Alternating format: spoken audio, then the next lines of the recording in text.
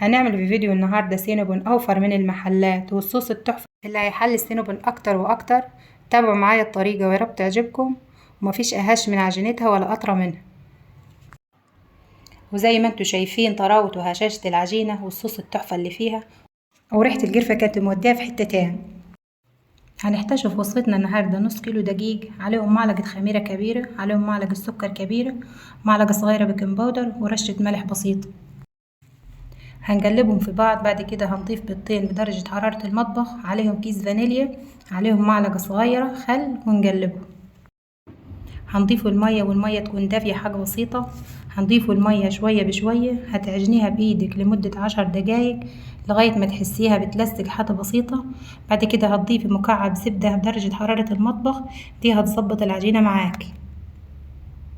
وزي ما انتوا شايفين أنا ضفت الزبدة عليها وعجنتها حوالي 5 دقايق. بعد كده هتلم العجينة بتاعتك وهتعمليها على نظام كورة، وهتخليها تخمر لحد نص ساعة.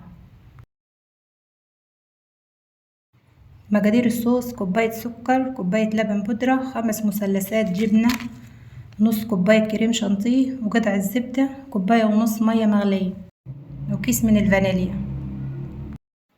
انا هضربهم بالمضرب الكهربائي. انتي لو مش معاكي مضرب كهربائي عادي ممكن تعمليهم في الخلاط، مفيش اي مشاكل. هتجيبي بولة وتنزلي بالمكونات بتاعتك، وعليهم مكعب زبدة بدرجة حرارة الغرفة، عليهم كوباية ونص من المية المغلية.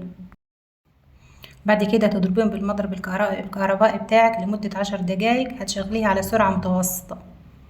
في الأول يكون معاك القوام خفيف خالص، بس بعد ضرب والاستمرار تلاقيه بيتخن معاك شوية بشوية. لو القوام تقل منك شوية ضيفي شوية مية وكملي ضرب. احنا عايزين قوام سائل عادي.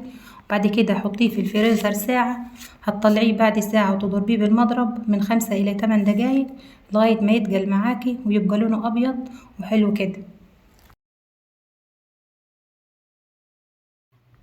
بعد ما العجينة تخمر معانا من 30 ل 40 دقيقة، هنفردها على الرخامة، هنعملوها على شكل مستطيل بالسمك اللي انتوا شايفينه ده.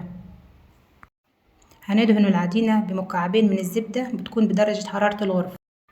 حشو العجينة عبارة عن 3 معالق كبار من الكاكاو، معلقة صغيرة قرفة، واللي عايز يزود القرفة وبيحبها يزودها عادي. هنضيف عليهم 3 معالق كبار من السكر. هنرش الخلطة بتاعتنا بالمصفى عشان تبقى سهلة عليك. بعد كده معانا طريقتين لتقطيع السينابون. الطريقة الأولى إنك تقطعي واحدة واحدة بالسكينة أو خراطة البيتزا زي ما انت شايفة كده قدامك. هتقطعيها بالحجم اللي انت عايزاه، كبير أو صغير زي ما تحبي، بس تتأكد إنها اتقطعت معاك كويس عشان ما تتلزقش في بعضها.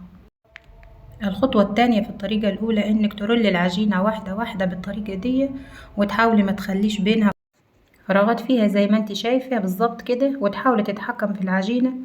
دي الصينية الأولى هنخلوها تتخمر من 40 دقيقة لساعة. الطريقة التانية نفس كل حاجة، والعجينة تكون بنفس السمك ده. بعد ما رشينا الخلطة نبتدي تروليها العجينة كلها مع بعض بالطريقة دي. بعد كده هنحدد المسافات بأي حاجة، هتقطعيها بالسكينة حادة بالراحة أو بخيط. هنجهز صينية مدهونة زبدة زي الأولى، هنخمرها من 40 دقيقة لساعة، وهتكون الفرن سخنة قبل ب10 دقايق. هتقعد في الفرن من ربع ساعة ل20 دقيقة على درجة حرارة 180، وتفتح عليها الشواية آخر دقيقتين عشان تاخد اللون التحفة ده.